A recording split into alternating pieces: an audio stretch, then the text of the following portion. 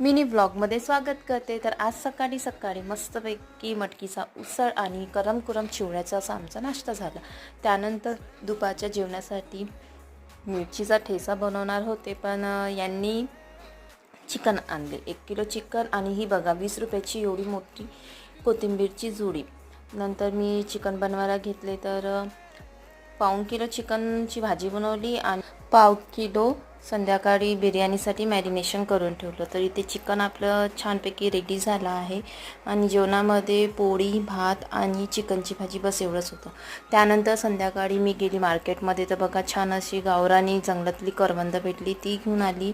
आणि एका दुकानामध्ये मशरूम मिळाले होते, तर ते एकच पाव शिल्लक राहिले होते, तर 100 रुपये पाव मला भेटले मशरूम। तर हे छानपैकी स्वच्छ करून पॅक केले, कारण ते मला नागपूरला पाठवायचे होते। आणि बघा अशी आमची संध्याकाळची बिर्याणी बनवली। तर